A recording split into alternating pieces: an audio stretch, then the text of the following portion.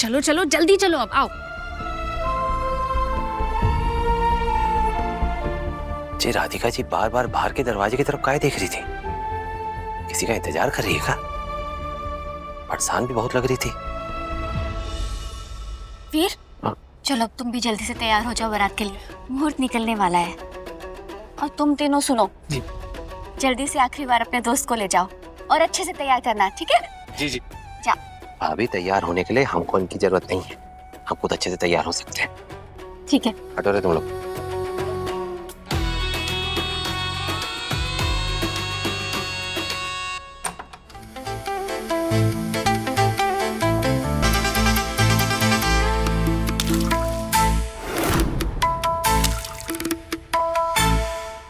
पागल हो गई का माही? अरे हिम्मत कैसे हुई हम पे पानी फेंकने की? सॉरी दादी, पर खुजली कब हुई क्या? अरे एक काम दिया था तुम्हें करने के लिए, वो भी ढंग से ना हो पाया तुमसे। रुको, मैंने सब कुछ वैसे ही किया था जैसे डिसाइड हुआ था। वो दवा मैंने राधिका की हल्दी में ही मिलाई थी, पता नहीं वहां कैसे पहुंच गई। अरे कहीं ना कहीं तो कोई ना कोई चूक हुई होगी ना माही।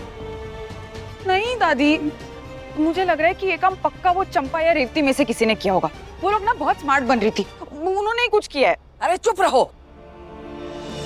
तुम्हारी वजह से एक ही मौका था हमारे पास ये हल्दी बिगाड़ने का, वो भी हाथ से निकल गया। अब ना राधिका की हल्दी रुकी ना शादी रुकी, और ऊपर से हम दोनों का सबके सामने तमाशा बन गया वो अलग।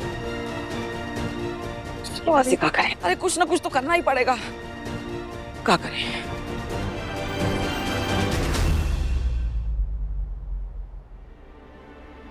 कोई पूछना ले निया कहाँ है? विवेक जी, अरे विवेक जी आ गए आप। निया कहाँ है? निया, निया, निया आपके साथ नहीं है क्या?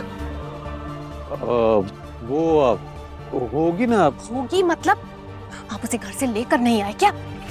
अरे हाँ। विवेक जी कुछ पूछ रही हूँ आपसे, जल्दी बताइए मुझे। हाँ वो विहान के साथ है, और मीनाक्षी की जो दो बेटियां हैं उनके साथ खेल रही है बाहर। हाँ। अरे तो बोल क्यों नहीं रहे थे आप? जान निकाल दिया आपने तो मेरी। अरे दीजिए ये। आप एक काम कीजिए, कुछ खाना पीना है तो ले लीजिए, गौरी पूजा बस शुरू ही होने वाली है, जल्दी। अरे बाल बाल बच गए। रेवती भी ना आजकल बहुत शकी और काटखानी हो गई, बात बात पर शक करती है। आज तो बच गया, लेकिन वापस अगर ये पूछेगी ना तब क्या बोलूं? तो मेरा मन तो चाहता है ना कि ये निया की बच्ची ना हमेशा हमेशा के लिए खो जाए, अब सर से ना झंझट फट जाएगी। पर नहीं, ऐसा नहीं होगा। किसी ना किसी तरह ना ये हमारी लाइफ में वापस आएगी। हम परेशान नहीं हो, मैं आता हूँ।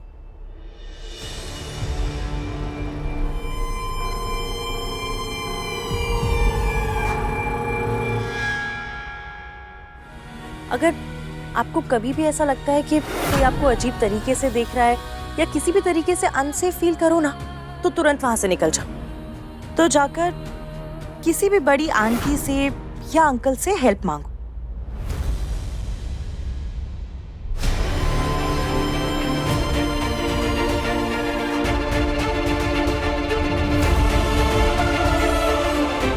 अंकल, मैं मामा के साथ आटा वक्त जा रही थी तो फिर मैं यहाँ पे खो गई हूँ और मेरे मम्मा का फोन नहीं लग रहा है। थोड़ी देर बैठ जाऊँ? हाँ हाँ बेटा, आराम से यहाँ बैठ जाओ, जब तक तुम्हारे मामा नहीं आते ना। बैठो यहाँ पे। ठीक है। चिकारा हाथ से निकल गया, दुकान पे जाके बैठ गई। देखते हैं कितनी देर तक बैठी रहती है।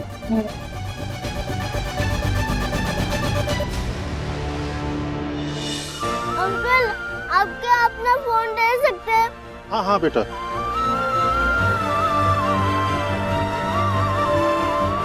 मम्मा प्लीज फोन उठा लेना। भाभी, निया मुझे अभी तक नहीं मिली है। ऐसा हो ही नहीं सकता कि वो यहाँ आ गई और मुझसे मिलने ना आए। आप एक काम कीजिए ना प्लीज, जरा भैया को फोन करके उसे यहाँ बुलवा लीजिए, मुझे अच्छा नहीं लग रहा है। राधिका बेकार में परेशान हो रही हो तुम। अरे बच्ची है, बाकी के बच्चों के साथ खेल रही है। तुम्हारी तसल्ली के लिए मैं एक काम करती हूँ, किसी को बोल के निया को बुलवा लेती हूँ। पर अपना काम मत रोको, देखो मुहूर्त शुरू होने वाला है, अब ये पूजा खत्म करके फिर फेरों में भी जाना है। भाभी मैं सब कर लूंगी, पर पहले एक बार बस निया से मुझे। हाँ हाँ, मैंने बोला ना, मैं बुलवाती हूँ ना।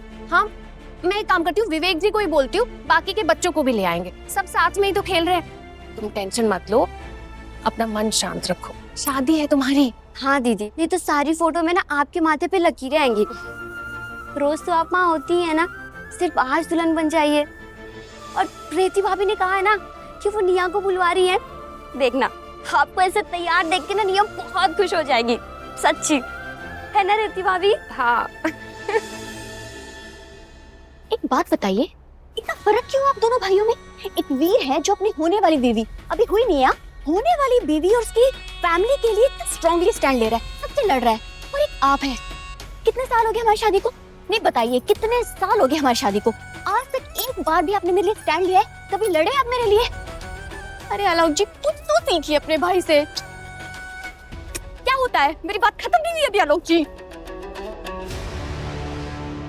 कमाल है, हमारे सामने तो वीर की सबसे बड़ी हिमायती तुम ही बनती फिरती हो देविका, और अंदर ही अंदर उससे इतना जलती भी हो। फिर इस बात का तुम्हें पता ही ना था। चलो अच्छा है, हमारा काम और आसान हो गया।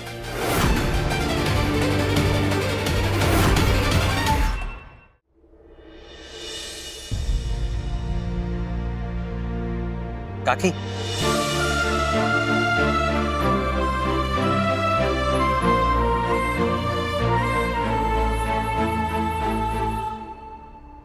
अगर आज हम आपकी बिटिया से शादी नहीं कर रहे होते तो आप अपने इस दोस्त की शादी में आई होती। और जैसे बाकी रिश्तेदारों को हमारे मम्मी पापा कुछ मिठाई कुछ उपहार दे रहे हैं, वैसे हम भी अपनी इस दोस्त के लिए अपनी ओर से एक छोटा सा तोहफा लेके आते। एक बात समझ लो वीर, ना तो मैं तुम्हारी दोस्त हूँ और ना मैं अपने दोस्त की शादी में आई हूँ। अपनी बेटी से शादी के लिए हाँ बोल दी है, इसका मतलब ये नहीं कि मैं सब कुछ भूल गई हूँ। आपका गुस्सा, आपकी नाराजगी जायज है। और काकी, उस दिन जो मंदिर में हुआ, सच बता रहे हम अपने आपे में नहीं थे। ऐसा लग रहा था कि कोई अदृश्य शक्ति हमारे जे हाथ पकड़ के हमसे ये सब करवा रही थी। काकी, सब कुछ अपने आप ही हुआ। कैसे हमने मंगलसूत्र उठाया, कैसे हमने वो मंगलसूत्र राधिका जी के गले में पहनाया, हमें पता ही नहीं चला। हम अपने होश में नहीं थे। आप ही तो कहती थी कि हमारे लिए जीवन साथी खुद माता रानी चुनेंगी, तो माता रानी ने चुन लिया। और सिर्फ अच्छा नहीं, बहुत अच्छा, सबसे अच्छा। काकी, हम तो ऊपर से राधिका जी का नाम अपनी कुंडली पे लिखवा के आए, तो किसी और से शादी कैसे कर लेंगे? कहानियां अच्छी बना लेते हो वीर। वीर, मैं क्या बच्ची हूँ? मैं जानती हूँ कि तुमने मेरे से दोस्ती की क्योंकि तुम्हें मालूम था कि राधिका मेरी बेटी है, और उसके करीब आने के लिए तुम हमारे परिवार से घुल मिल गए। नहीं काकी, हर पल हमसे झूठ बोला, हर पल हमारा भरोसा तोड़ा। काकी, ये गलत है।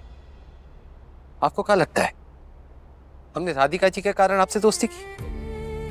अरे जब हम आपसे पहली बार मंदिर में मिले थे, हम तो ये भी नहीं जानते थे कि आप हमारी दीदी की सास हैं। हमें नहीं पता था कि आपकी कोई बेटी है या फिर राधिका नाम की कोई लड़की है। हम आपसे सिर्फ मिले, हमें आप अच्छी लगी, हमें अपनापन महसूस हुआ, हम आपकी इज्जत करने लगे। बस आपसे हमने दोस्ती की, सिर्फ दोस्ती काकी, और उससे राधिका जी का कोई लेना देना नहीं है।